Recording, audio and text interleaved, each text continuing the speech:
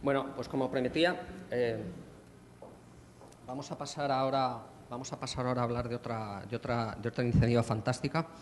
El punto, aquí, cosas que ya conocéis, una recuperación de lo más local, de lo más cercano a nosotros, y vamos a ver un ejemplo de cómo lo más local puede extenderse y se puede montar sobre una plataforma de impacto realmente poderoso. Yo creo que los hábitos de compra y la forma en la que se está comprando ahora mismo a través de comercio electrónico están cambiando de una forma radical. Y de nuevo el ejemplo de Top Rural yo creo que es magnífico para ver cómo una empresa que ha tenido además un éxito desde todos los puntos de vista, pero no es un éxito de la noche a la mañana, sino que llevan ya pues más de 10 años, si no me equivoco, trabajando en ello, y hace poco tuvieron también una salida muy exitosa, pero siempre basado en algunos conceptos claves, sobre todo el cómo entender el mercado, cómo entender lo más pequeño, cómo agregarlo, cómo llevarlo a lo grande y cómo intentar adivinar y adaptarse a los nuevos hábitos de búsqueda y de compra de los clientes. Así que os dejo con Josaba, que nos va a hablar de Top Rural. Bueno, hola, buenos días a todos y gracias por haber venido a pesar de la resaca. ¿Qué tal estamos? La cuestión es que, bueno, de hecho lo he explicado muy bien, yo casi apenas voy a tener que explicar mucho más, quizás razonar lo que acaba de comentar, ¿no? Os voy a hablar fundamentalmente de tres cosas. Primero, cómo Internet es capaz de cambiar un mercado entero, de cambiar una industria, y cómo esa industria se adapta a los nuevos tiempos.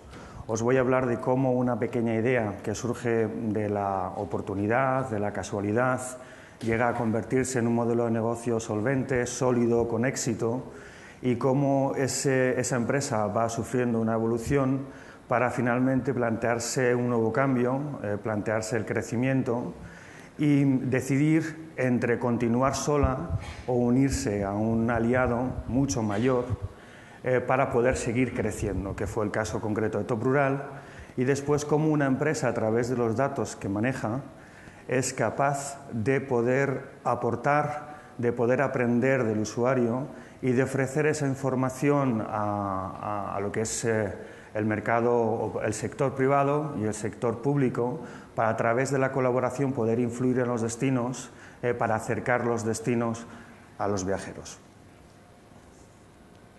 Con la mesa posiblemente no veréis alguna de las cosas que aparecen en la parte de abajo, pero bueno, yo os las explico. Como os decía, el primer bloque es hablar sobre el turismo rural. No me voy a extender mucho. ¿Cuántos de los que estamos aquí en la sala ha practicado turismo rural alguna vez en su vida? Bien. Bueno, pues sois ese 50% de españoles que se consideran viajeros rurales, bien sea regulares o bien sea ocasionales.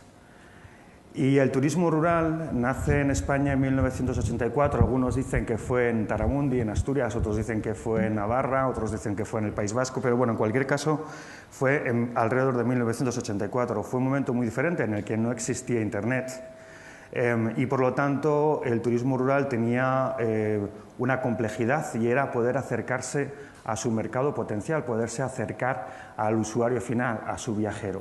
Hay que tener en cuenta que en ese momento pues, había pocas casas rurales, muy fragmentadas, muy repartidas, y que no tenían acceso al cliente final porque no podían pagar publicidad en la radio, no podían pagar publicidad en la prensa escrita.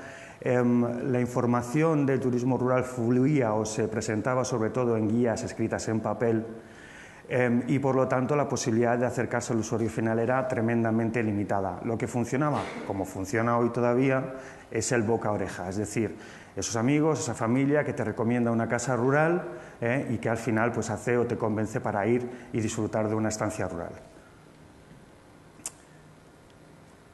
Pero Internet cambia las reglas del juego y de repente el turismo rural se encuentra un escaparate brutal, puede acceder de forma directa al usuario final, aunque es verdad que el desconocimiento de cómo funciona Internet hace o da la oportunidad a otros intermediarios como los buscadores de alojamientos rurales a poder recoger toda esa oferta que está dispersa por Internet, a presentarla de una forma homogénea, a presentarla de una forma que sea entendible, consumible y que facilite la búsqueda a los usuarios que cuando buscan a través de Google encuentran una cosa o que cuando buscan a través de un buscador rural como Top Rural son capaces de encontrar la casa rural que están buscando.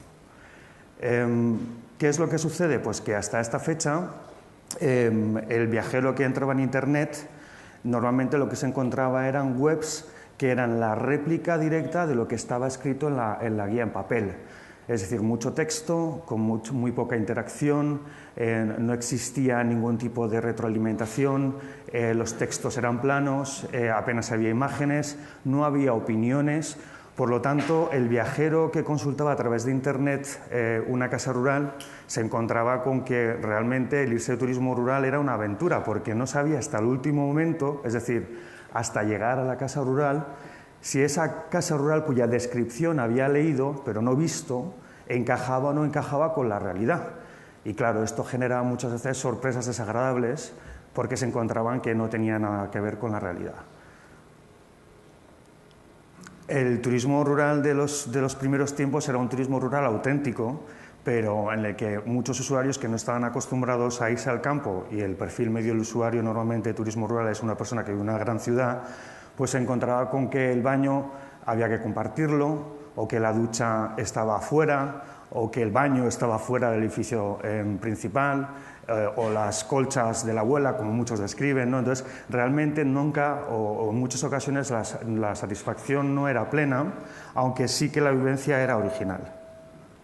Os he puesto una serie de cifras para haceros entender un poco lo que es el turismo rural hoy en día, ¿no? Es posible que la infografía no se vea muy bien, pero por describirosla de forma rápida, desde que comienza el turismo rural en el 84 hay una evolución en el que en el año 2000 hay una explosión del turismo rural. En el 2001 el Instituto Nacional de Estadística se empieza a ofrecer datos concretos de lo que es el turismo rural. En el 2007 llegamos al récord en número de pernoctaciones en España, llegando a los 8 millones de pernoctaciones que no hemos sido capaces de superar con la maldita crisis. Y bueno, y tenéis también información de, bueno, pues de que hay tres casas rurales por cada 100 kilómetros cuadrados. Por daros una idea, Barcelona tiene 100 kilómetros cuadrados, con lo cual habría 3 casas rurales en Barcelona. Y la mitad de los viajeros españoles se consideran viajeros rurales. El sector genera 22.000 puestos de trabajo. Y como veis en la parte del mapa de España hay una densidad de donde están el mayor número de casas rurales o mayor número en función de su densidad territorial, que obviamente Asturias o Cantabria o Navarra pues son las que tienen más casas rurales.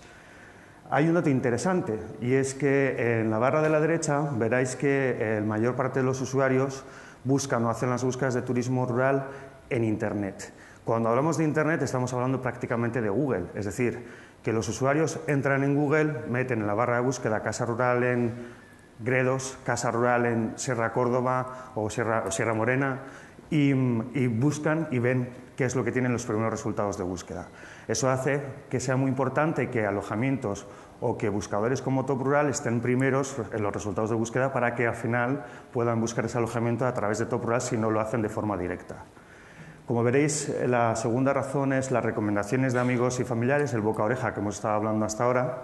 Y en tercer lugar somos los buscadores de alojamientos rurales. Esos son podemos decir, las 3 fuentes de información que suelen utilizar normalmente o canales que suelen utilizar los usuarios para hacer búsquedas de turismo rural y encontrar un alojamiento. Algunas cifras más.